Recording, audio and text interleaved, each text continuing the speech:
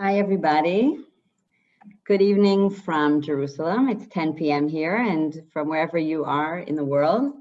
We're going to start shortly. I just want to introduce Yuvi for a second. If you can wave and put your video on so we can see you. Wait.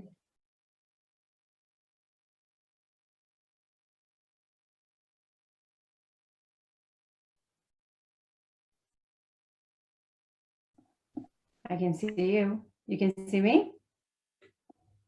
Hi. I stopped the share screen.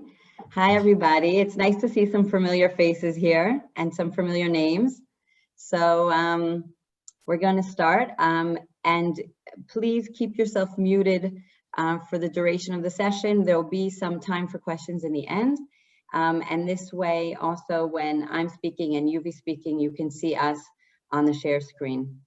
So here we go. So I'm Shuvi Huffman. I work at the NLI, and I'm really excited to be here tonight. What we're going to talk about today is Sigd, but Sigd is going to be a portal for us to talk about the Ethiopian Jewish community in Israel and all the transitions it's gone through in the past few years. And I just want to make sure you can see the entire screen. Here we go. Today, what we're going to do is we're going to get a glimpse into the story of the Ethiopian Jewish community. We're also going to speak about Sigd as a symbol of the tension between tradition and transition. We're going to get a little bit of a taste of how to use NLI resources to facilitate inquiry with our students. And as I said, we have Yuvi here, a friend of mine who's come to speak with us. She's the co-founder of Friends in Nature Association, and she'll be able to say a few words about that also as we go along. So the National Library was established in 1892, and it's not just another library. And I think that in order to appreciate the NLI's role in for the Jewish people today, I think we need to keep in mind that the National Library of Israel isn't just a collection of books. Indeed, it has collections of books and manuscripts, but many more things like music and posters and other kinds of documents. But really, what's the most special thing about the NLI is that it's the institution that holds the national memory of the Jewish people, not just in Israel, but in the entire world. So here you can see a taste of what kind of collections we have at the library.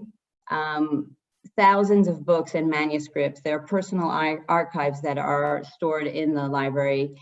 There are recordings of music and other things that over the years and over the generations of the Jewish people in different places in the world arrived to the library. And really, it's an honor for the NLI to be able to preserve and also showcase these beautiful memories and documents.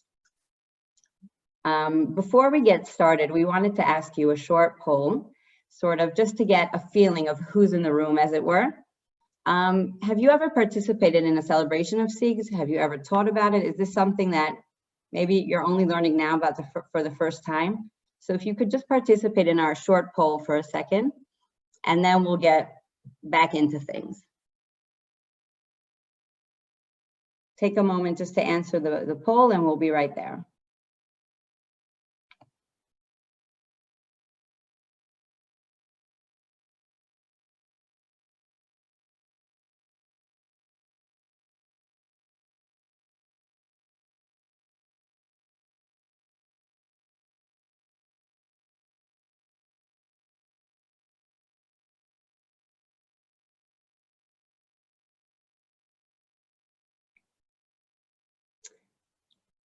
All right, so I'm going to give you guys another couple of seconds, and most of you have already filled it out. So here we go. As you can see, I hope you can see this now on the screen. the majority of you have never participated in celebrating Sigd or taught about it or led an educational program about it, though there are about a quarter of you who have participated in, to some degree, in either teaching or leading some kind of educational program about Sigd. So it's just interesting to see who we have here in the room and sort of get an idea of what kind of background you're coming into this session with. So one of the amazing artifacts that has arrived at the NLI is the Orit, the Torah, or the equivalent of the Torah in Gez, in the ancient language Gez, which is sort of similar to, it's a Semitic language, and there's some similarities to Hebrew and to Aramaic. And this is the holy scripture of the Jewish community in Ethiopia, which Yuvi can also tell us more about soon. So maybe before we look at this picture a little bit, Yuvi, I'd love for you to introduce yourself. Like I said, Yuvi is the co-founder of Friends by Nature. And if you'd like to say a few words. Where you're on mute. Hi, everybody. So I'm Yuvi. I'm sitting here in Gedera, not far away from Shuvi, Jerusalem. And as Shuvi said, I'm co-founder of Friend by Nature. It's a small and amazing organization that we started in 2005. And actually, what the question here that Shuvi asked and will ask in the future in a few minutes, that's the question that we ask ourselves: how to be Ethiopian-Israeli, both of them, like Israeli and Ethiopian, without need to be choosing one of them. And in a few minutes, I will say more about that. Okay, thank you. So let's look at this image for a second. This is an image that was taken, this is a photograph taken in the ceremony of bringing the Orit to the National Library of Israel. And we sent you an article about this prior to this session. I want you to look at this image for a few moments, and you're also welcome to share in the chat. We're gonna sort of review today our method for looking and analyzing primary sources. And we have 4 stages where we look at a primary source and an item from the library, and we sort of learn about it, we analyze it, and this is the kind of thing that we also encourage you to do with your students in order to have a process of inquiry when it comes to primary sources. So the first step, of course, is observing. We're just going to observe this picture before we understand, before the other stages of connecting and creating. I would like for you to either jot down to yourselves, or if you want to share in the chat box, what do you notice about this picture? When you first observe this picture and you look at it, what do you see? What stands out? What do you think about what's presented here? Who do you think took this picture? When do you think it was taken, etc.? So we do have a little bit of background on this item, especially if you read the article we sent. But I'm just gonna, while hopefully some of you are writing in the chat box, it'd be great to hear some of these comments in a moment. But I just want to point out a few things, since there are a lot of participants here and we can't really hear everyone. I just want to point out, first of all, I want you to notice that the book, the text, the scripture is in the center of this photo, of this picture. It's clear that that is the center of the attention and the importance in this image. I also want you to look a little bit at the people who are in this picture. We see men and women, we see older and younger people. It almost looks like a family photo where the people are gathered around this very important book. We also can point out the phones that are taking pictures of this moment. There's this awareness of the fact that this is an historical moment and it should be documented, it should be recorded. And at the same time, we feel the old and the new all the time, I think, in this image. That's what I love about this picture. I think that it really encompasses this moment of You know, we have an ancient manuscript here that made its way from Ethiopia, and it was in the community for generations, and it arrives to a new place, and we can almost see in the background, we see a wooden wall that sort of symbolizes or maybe reminds us of a wall, an ancient wall like the Kotel, but we can totally sense that we're situated in a room, in a closed room with that screen. So the contrast between the old and the new, I think, is very clear. We can also, some of you might notice the special cloths and things that are covering the book, the Orit, and it's part of also the way to protect this book and to really respect it as Holy Scripture. There are more things that we can say, and I think Michal, who's also here from the library, if you could sort of share a few things that have been mentioned in the chat, that would be very helpful to sort of see what other people have been saying.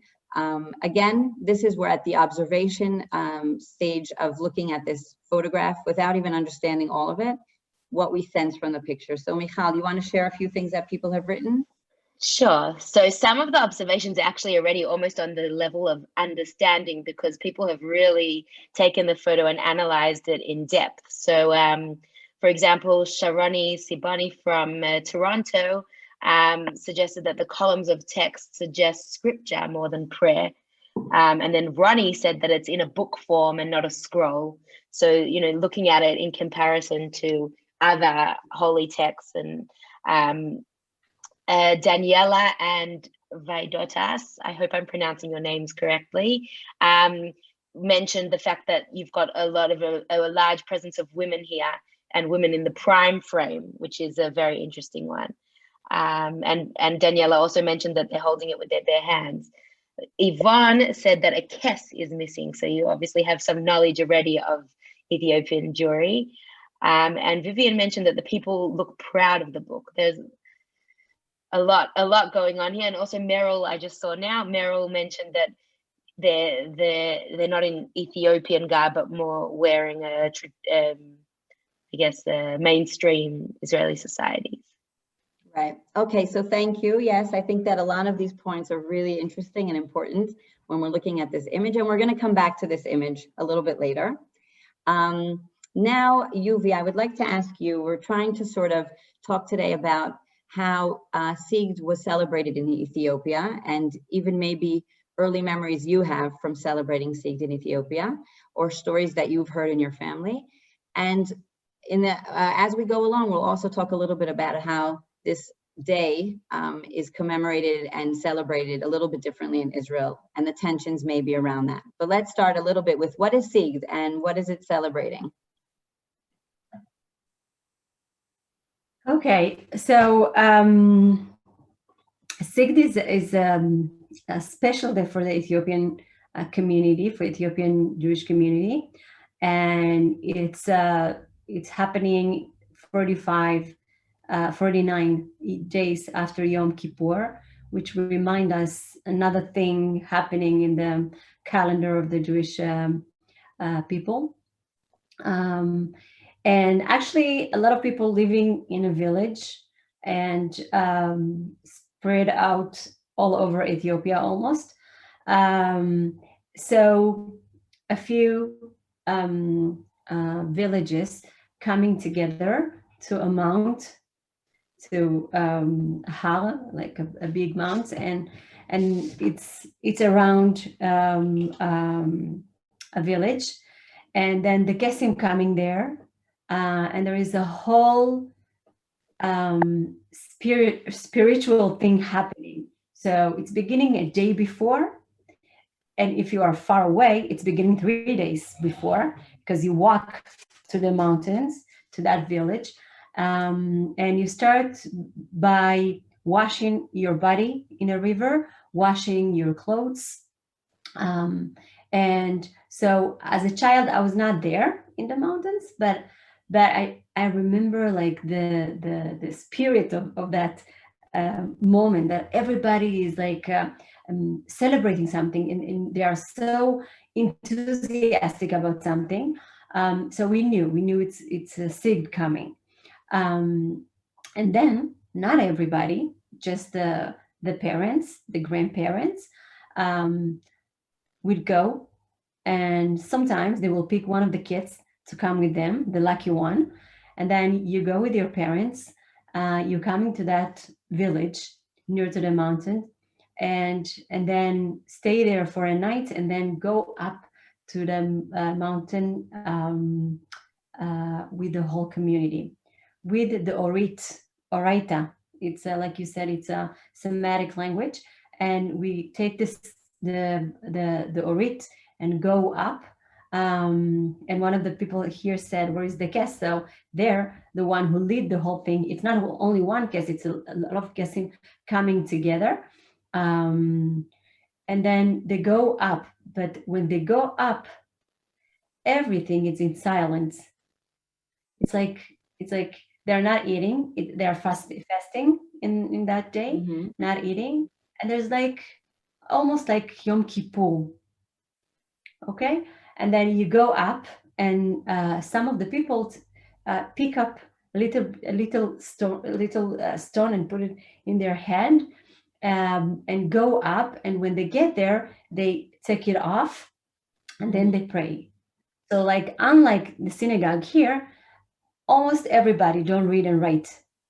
So the Kessim will say the prayer, and the people will say Amen, and the prayer will be like in the temple, like freestyle. You pray and you're wishing whatever you want, and you say Amen to the Kessim. So it's like you don't hear what they said, but it's like freestyle. And then after a few hours doing that, they're coming down again. The Kessim leading, but when they going down from the mountains, it's like a big celebration. It's like dancing and singing, and so they get they get off from the mountains and get to that village, and there is a big arucha, a meal for everybody. They're eating, dancing, gathering together, laughing, and it's always one day before Rosh Chodesh. And in Rosh Chodesh in Ethiopia, you don't work. So like it's 2 days of meeting your family, having fun, knowing your expanded family, and so on. So this is so in it's Ethiopia. like a long weekend. Yeah, it's a real, and I think that a lot of people don't know this, but that Sigd, the fact that it starts out with that part that you were describing about fasting and the ritual with the rocks, which really symbolizes, I would say, like a mini Yom Kippur, where if Yom Kippur is the Day of Atonement and people stand in front of God, we have here something of that sense of it's not just, it's not a coincidence that it's 50 days after Yom Kippur. It's sort of a continuation. It's like the next stage where the community as a whole comes together for atonement. And so it's a very, it's a combination of a very serious and full of prayers and a day of prayer and atonement. And at the same time, there's sort of this festive and exciting part. And like you said. So one thing I want to say is that the communal feeling, it's a strong feeling. So I'm not fasting in Sigd. So once I called to my mother, and she was in Jerusalem fasting and celebrating afterwards. And I said, "Oh, I didn't fast." And she said, "Don't worry, I did it for you." So it's like, it's like a new thing of thinking that I can do something in front of God for you. So it's like a community. It's a very strong thing in our community. Very nice. So I'm going to move on to the next slide. And we're going to talk a little bit about transitioning into the reality in Israel. In Israel, obviously, things changed a little bit, and we'll talk about this soon. But in 2008, which is relatively late, I would say, it's relatively recent change in the Knesset, that there's an actual law that is called the Sigd law, which states that the Sigd is a national holiday. What does that mean in Israel? It means that, first of all, there are official ceremonies in Israel. The most central ceremony takes place in the Tayelet, the promenade in Armon HaNatziv, overlooking the mountain of the temple, to sort of preserve that feeling of yearning to Jerusalem, even in Jerusalem, even once you're in Jerusalem. And we'll talk about that soon. What does this day mean? If all the years it really signified yearning to reach Jerusalem, and now we're celebrating it in Jerusalem. Another aspect of the law is that in schools in Israel, in all schools in Israel, there are educational programs that are officially given by the Ministry of Education, and teachers are expected to teach about this day. And you can take a personal day off by law, because this is just like an election day or any other day in the calendar.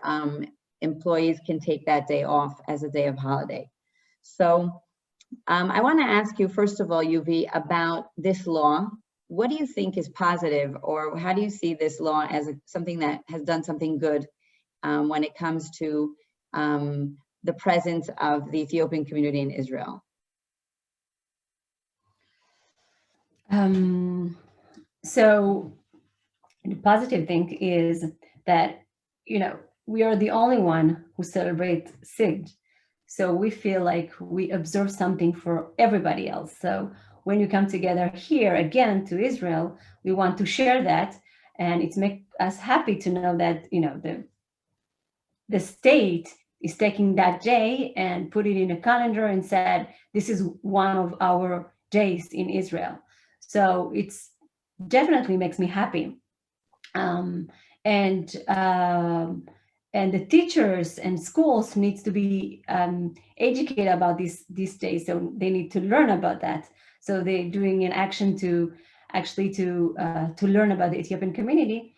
And usually what happening in that day, it's like the day for Ethiopian people. So this is opportunity to do all the things that we think about Ethiopian, like tradition, like clothes, singing, stories, how we come to Israel, stories, that kind of a thing, like including everything in that day. And sometimes not speaking about the Sigd and the meaning of that holiday, just, it's an opportunity to talk about the Ethiopian community and the challenges and whatever. So I think, it's a good thing that it's bring opportunities to talk. Yeah, it is. And I think that as the years go by, I feel as an Israeli, I can say that I feel like it's becoming more and more present in the public sphere. And there are a lot of questions about, I would say, who does this holiday belong to? Like you said, is this the day of the Ethiopian community? Is this an Israeli day? And that's part of what we're trying to explore here today. To what extent will this day remain sort of something that belongs to one group? Is it something that we want it to sort of be celebrated by all groups in Israel? And it's really interesting because I think it symbolizes a lot of values that a lot of Israelis share when it comes to the community and the togetherness of that day and the yearning to Jerusalem, and values that any Jew in Israel and in the world can relate to. So now, having said that, we're going to go on to talk a little bit about the tensions maybe that this day can express. So here, when we were speaking before this meeting, we talked a lot about Ben Zakkai, about Rabban Yochanan Ben Zakkai, who had to really deal with a very complicated situation, and he became famous as a historical figure who made a dramatic change in what we know as Judaism today. His whole story of escaping the destruction of Jerusalem in a coffin is very dramatic in and of itself.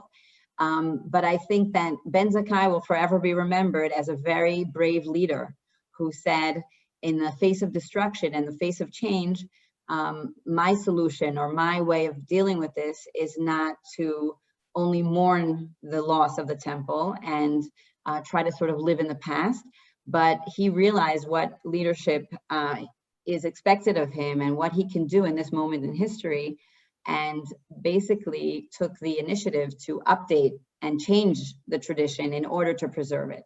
So we talked a lot about how his character sort of symbolizes that tension between tradition and transition, that sometimes you need to change things because the situation has changed.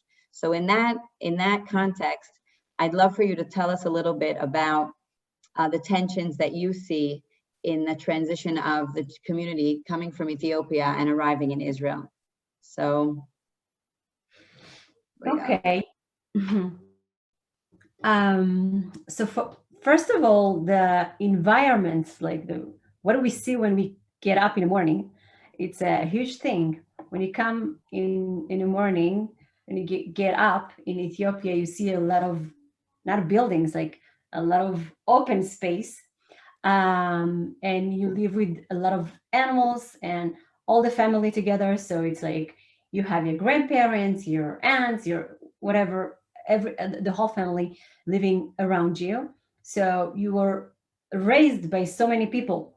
Okay, that's one. And the other thing is, most of us, especially like when I was a kid, didn't go to school, like a school like, like going to school 8 to 12 or to 2 o'clock and learning, sitting all day. Our way of learning was watching, trying, failing, try again. Okay. And then we watch all the people, all the grown up, and we learn how to talk with people, how to observe Shabbat, what to do and what not. And actually, whatever we learn was by watching. And when we didn't understand, we could ask questions. But our parents, not like doing a syllabus of, this is what we want to teach you today. Okay, it's not going like that. But you learn how to provide your food, how to take care of animals, how to raise your kids, how to be a mother, how to be a father, how to be a husband, a wife, whatever, everything you learn. So the first thing that's happening here is, and one thing that I want to add is, not all the kids are the same, right? So some of the kids are, they're like enthusiastic and running, and some of the kids are slow. So for each kid, there is a different thing that they do. But whatever they do, it's important to the family. So whatever you do, and there is no way you're not doing anything. Like it's not a question. Even when a child, when you have a child with a disability, like blindness or something else, you find something that he can do. But actually, and it's not like doing him a favor. I need him to do that because I'm short of hands and we need everybody to work. So the feeling is, whoever you are, you needed. Somebody needs you. And it's a very huge feeling of belonging. I belong to this family because without me, nobody else will do that. So we come to Israel, right? And everybody go to school. And school, it's not for everybody, not in that way, okay? So that's once. And actually, the only figures and the only people that we see is the teachers. We don't see our parents, our community. So the way to learn things, it's not happening. And actually, what's happening is a very sad thing because if we don't see our parents or, Ethiopian dark-skinned people leading things, so they're not there because this is the way to learn things. So so whatever our parents can do, and they do, and they have a lot of skills and a lot of wisdom, nobody see that. So growing up here, seeing your parents, washing the floor of the school, but not in their like strengthenedness. It's you know, it's a thing for kids in immigration, but it's not a new thing for us. Okay, it's not a new thing for everyone. Like when you go to one place to another, it's happening. So this is a big challenge. And about the Sigd is, you see how there is a way to talk with the grown-up people, like my grandparents. But like I said, the only way to learn that is watching my mother talking to her parents. And when I don't see that, it's not there. And what about the holidays? So you guys hear everything, because Rabban Yochanan ben Zakkai, everything is written, right? In our tradition, everything is oral. And we come to Israel, and I live here with my husband and my kids. My parents far away, and how my kids even know this is a Sigd. I mean, it's a community thing, and the community is not here. Okay, so it's a question mark. And now since 2008, the only place they mentioned that it's in a school. So I found that very weird, that my kids go to school and then the teacher said, "Hey guys, this is Sigd today," and they don't have any clue what it is and what it is. So we start to think, what the relevance of that holiday here? Okay. I'm just gonna move on to the next slide just to show.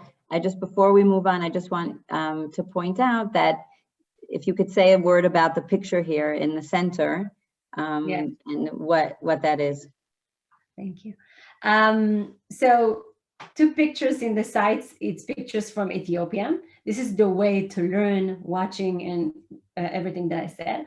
And what we do in Friend by Nature is provide the place for these parents to show the kids, not to talk with them, but we give them a piece of land and they start to work. It's amazing how much knowledge there is. So the kids coming and watch them, and then they start to ask, and then the parents answer, and then the kid said, "Whoa, my grandma, she is so smart. This is something that I learned in school, and she knows, and she didn't go to school." So we provide places, or like it's like a framework.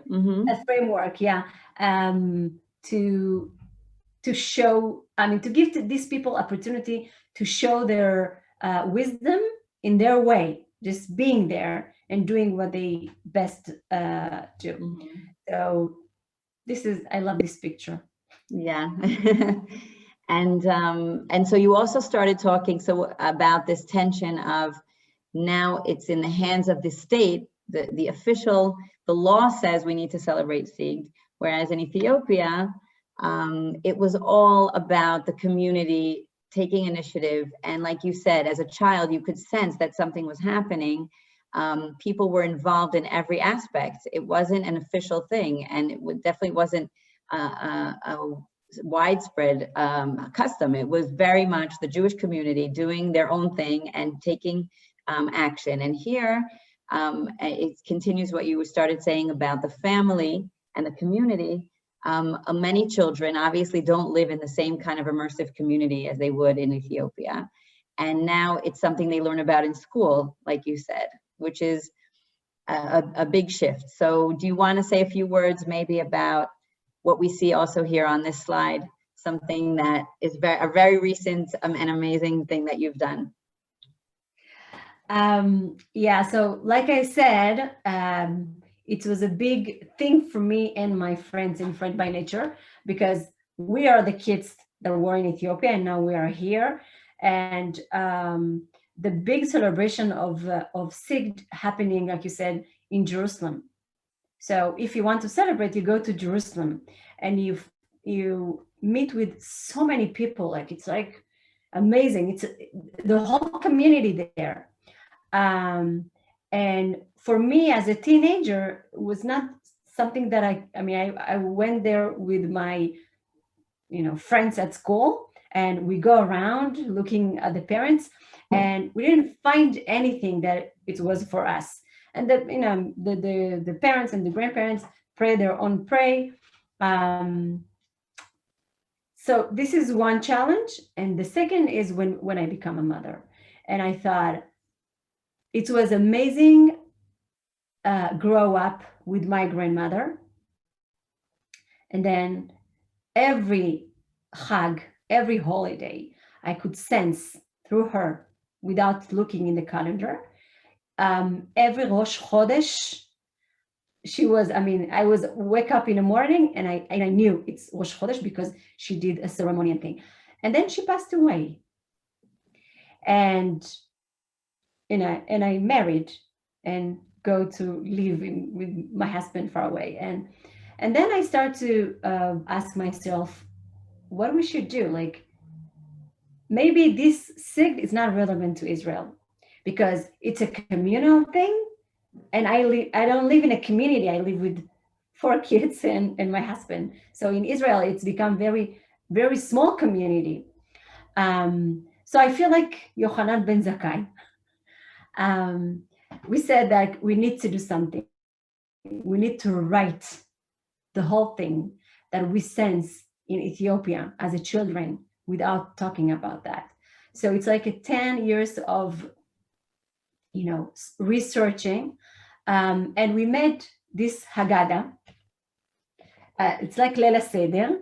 And we put here everything that happening in the mountains, before the mountains, after that, all the prayers, or all the songs, and we put a few new things that we are here. So new things for here. For example, the last thing in the Haggadah, it's a song about the Shimela. Shimela, it's how do you say Hasidah? The stork. A stork. The stork. Yeah. It's a big bird that we saw in Ethiopia, and we knew it came from Israel, and she will go back to Jerusalem, and we say hi to Jerusalem, and so on. So there's a lot of songs, but we choose to write a new one, and it's about the meeting of the dream with the reality. Mm-hmm. So anyway, and we took the stones, for example, and we don't go to the mountains, but we put stones and we write there something for the new year, something that I wish for myself in the new year. So this was the way to take something oral and said, or say goodbye to that holiday. Tradition, right. You either lose that tradition or you need to renew it. Yeah, exactly. And so I'm like proud.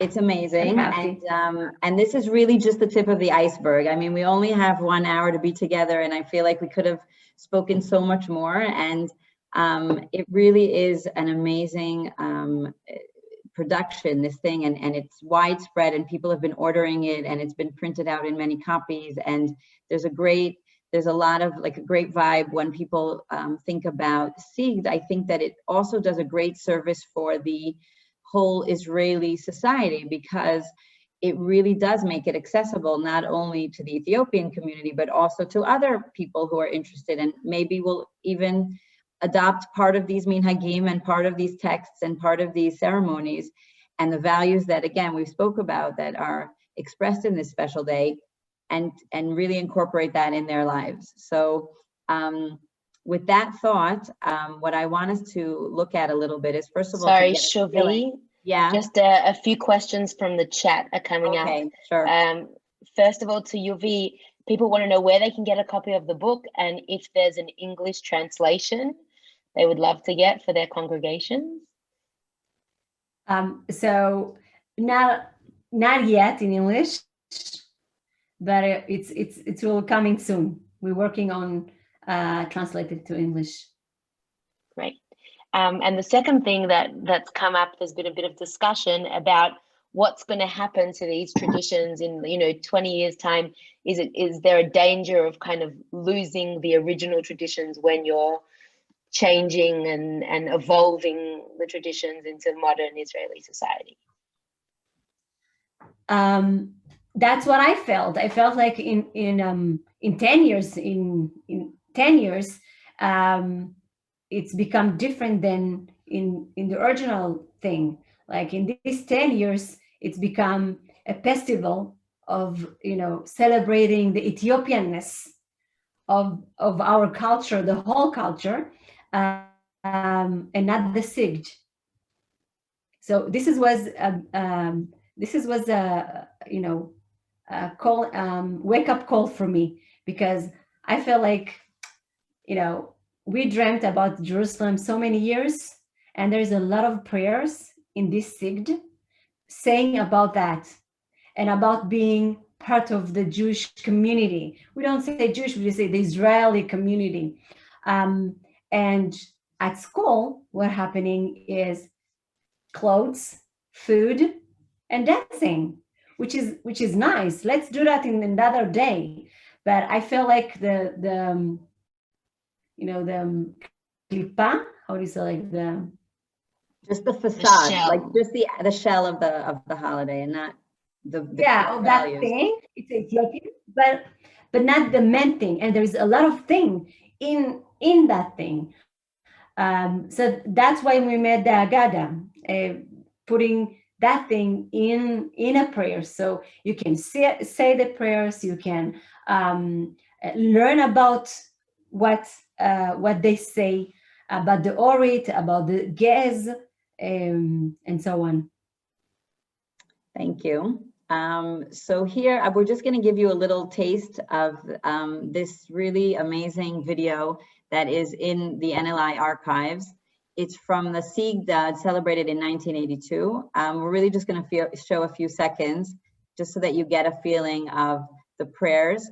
And by the way, I think the question of renewing, like having faith in the fact that when Judaism evolves, it can still be preserved. I think that really Ben Zakkai is an inspiration from that point of view, and that if we think about it, we see traditional aspects of Judaism today that have survived thousands of years, and they still are relevant to modern day children and people. So I think that that's why I think there's some aspects of being brave and making that change in order to preserve it. And again, I think that's what's so amazing. We see this short video again. Can you hear? Can everyone hear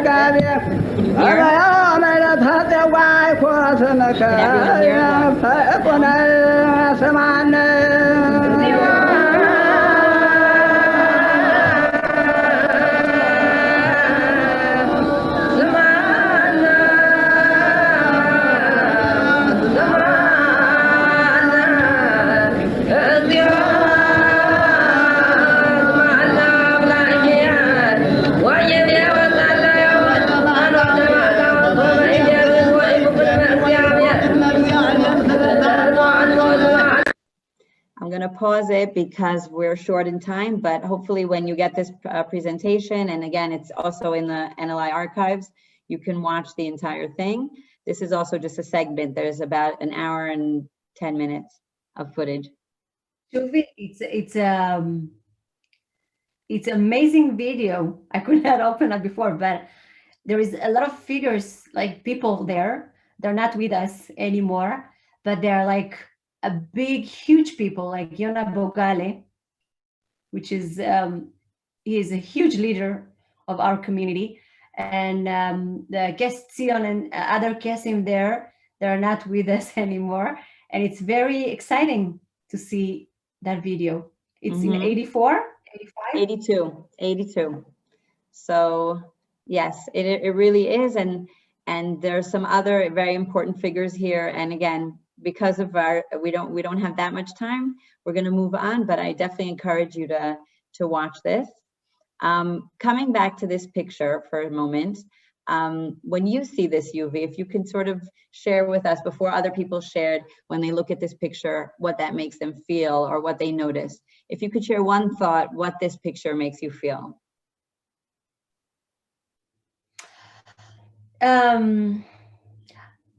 I feel like a closure.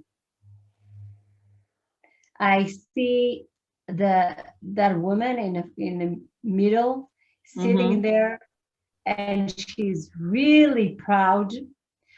And I feel the circle that we did as being a new immigrants, dark skin, different, and our, the Torah looked different, and our culture looked different, and really want to be Israeli and saying, okay, it's not us. This Bible is not ours. We're gonna take yours.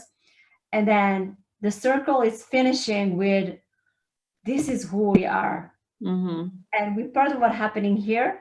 And actually, we are going to give this present that we observed so many years to the whole community. So I see the proud and like closure. Yeah, and I think I agree that there's a process here of being able to have ownership on your culture. And in Israel, that's the paradox of living in Israel, that everyone's an immigrant and everyone comes from a different culture. And yet that process of thinking about erasing your culture and where you're coming from, it's like everyone goes through those stages. And I think it's exciting and amazing to see the reverse process, that people connect again to the culture that they came from, and they don't see it as something that's against. It comes as a contradiction to their Israeli identity, but they can live together. And I think that the fact that this book is also in the NLI, in the National Library of Israel, also expresses that. So I just want to. We said that today we've heard a lot from Yuvi about Sigd, and I think we've also tried to model how we can take a source and observe it and learn from it. We're not going to go over all of these stages in length, but we do have a little bit more than 10 minutes left, and I want to do a little exercise with you as the participants. So when we're looking at a primary source, like that photograph or like the video we just saw, or in essence, any primary source we're looking at, we have a 4-stage protocol. And here again, I'm going to sort of just present it very briefly. So the first stage is what we did is observing and thinking about what this item or what this picture or what this source sort of strikes us as a first impression. The second stage is really about understanding this item. And I think, again, it's the tip of the iceberg, but I think what Yuvi has presented today really can help us try to understand more about Sigd and about the Orit and about the transition of this community to Israel. So here, this is something, again, that we're modeling here in short, but we encourage you to do with your students to dig deeper once we've seen that item or seen that photograph or seen whatever it is we're looking at, to dig a little deeper and see what else we can learn and what else we want to know. The next stage is about connecting. Ultimately, the idea is not only to learn and to absorb knowledge, but to really find that connection.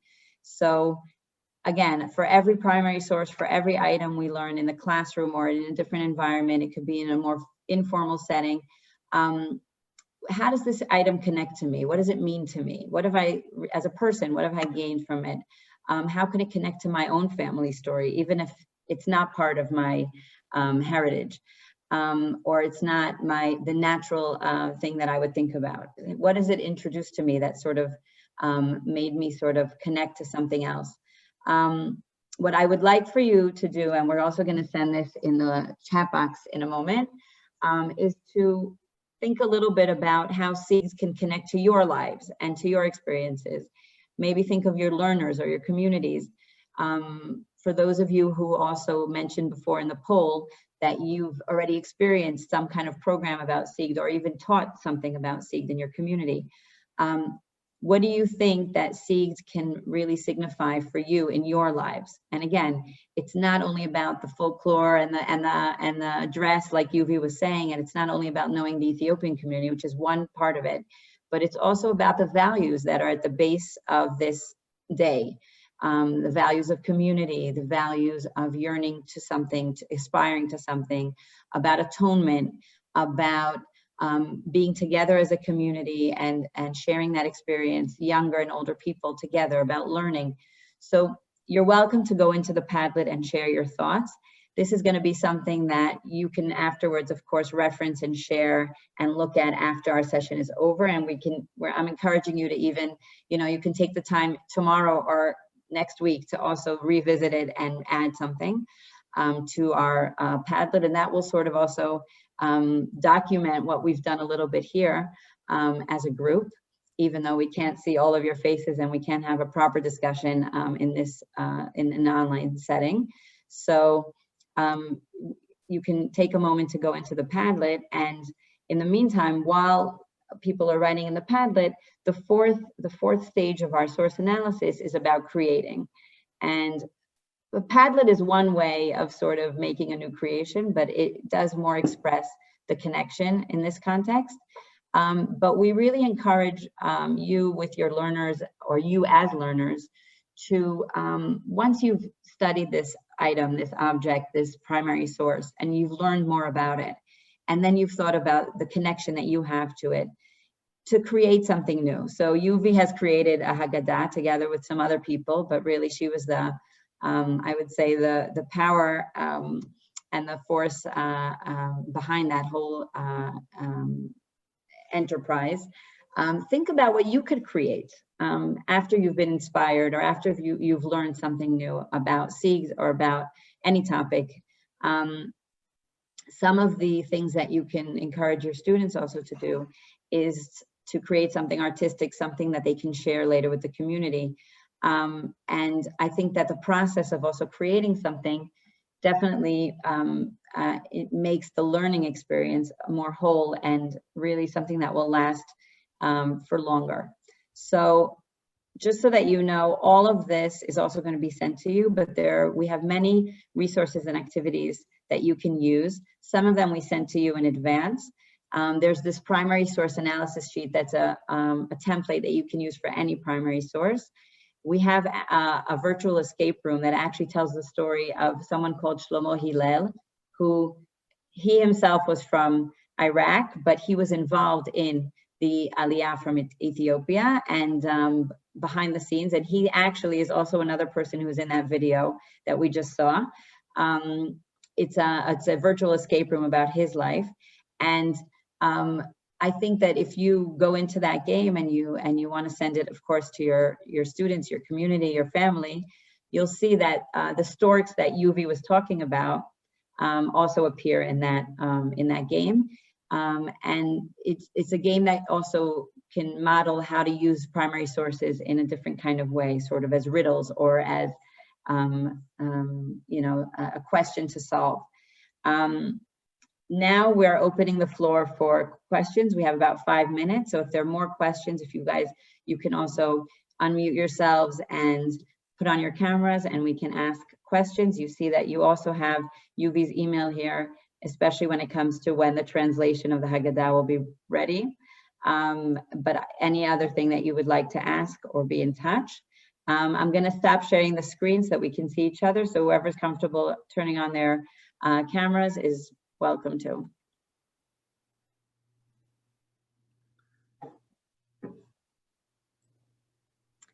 Yes, questions. Hannah, yeah.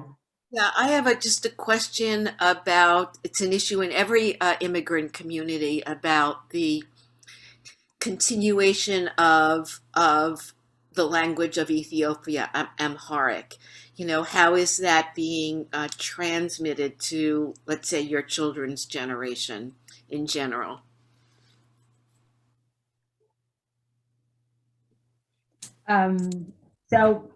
Okay. Actually, what I said about the closure.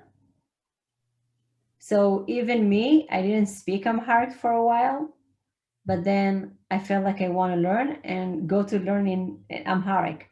So there is more opportunities like schools for everyone that want to learn Amharic. And there is a wave of traditional, like Kesim teaching kids how to read the Torah, but most of the kids are not speaking in Amharic. I'm asking because you know, my grandparents all came from Eastern Europe, and, you know, they spoke Yiddish and Russian in the house, and I only spoke English. You know, we didn't live together, but when I saw them, and so that, I think that's, you know, and everybody I know in my generation, it's a great loss, because when you don't have the language, you don't have the culture, you know, and the literature and everything else. I think it's an issue in every immigrant community. Yeah, I agree.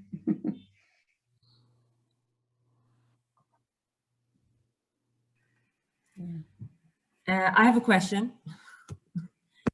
In the image that we saw, a few people also commented about the centrality of the woman, the women in that picture. And we were talking a lot about tradition versus transition.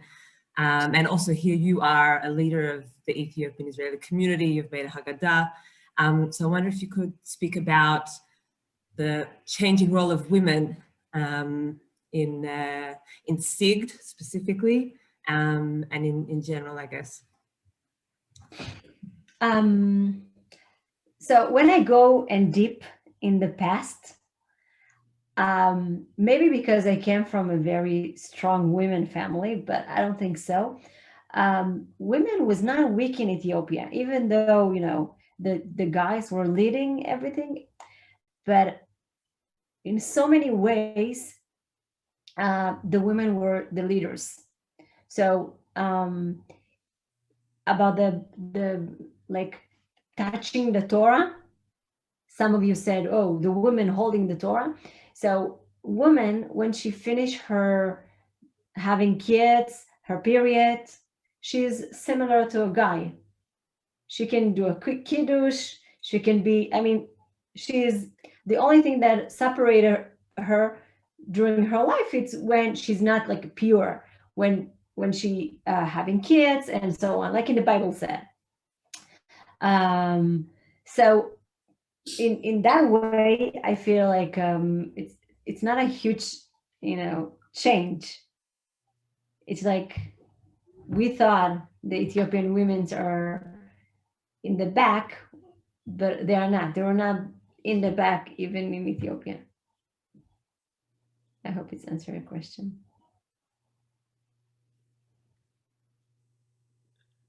Okay. We have time for at least one more question if somebody wants to ask.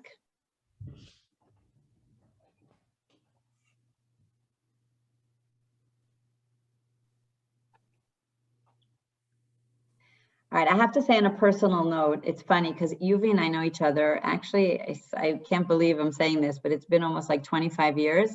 We were in the army together. We served in education together. We lived together for 2 years and worked with children in Ashdod. I remember when we were talking about our experience as children growing up to parents who immigrated from a different country. And I remember telling Yuvi how embarrassed I was that my parents were English speakers and they couldn't speak proper Hebrew when we came to parent-teacher meetings. And she was shocked that how could an American be embarrassed? Like your parents know English, like that's considered like so wow, you know. And I said to her, like as a child, it didn't seem to me like it mattered. Like I just knew that my parents weren't Israeli, and there was something about growing up in that, you know, feeling insecure and always trying to hide. Like I have a lot of friends who grew up in English speaking homes who refused to speak English to their parents because they were embarrassed. And it was just, I remember that was like a revelation. Like it was such an interesting conversation to see how much we have in common when it comes to thinking about our identity as, I would say, second generation immigrants and people who weren't born in Israel. So I have to say that also for me, this has been an amazing experience, and I'm always happy to speak to Yuvi and to be inspired really by the amazing things that she does. So thank you. And again, I hope that you all enjoyed hearing a little bit. And again, this is really the tip of the iceberg, but hopefully we'll be in touch and we'll see you in the next coming sessions. When the Corona over, all of you are welcome to come to Gedera to celebrate the Sigd with us. Exactly. Halevai. So So bye, everyone, and we'll be in touch. Thank you so much, Yuvi, and thank you, everyone. Bye. Thank you. I'm just putting the Bye. link for the feedback form in the Oh, chat thank you, before Michal. you go. Good point. Yes, we would love to hear your feedback. And again, we would love to see you also in the upcoming sessions. Thank you.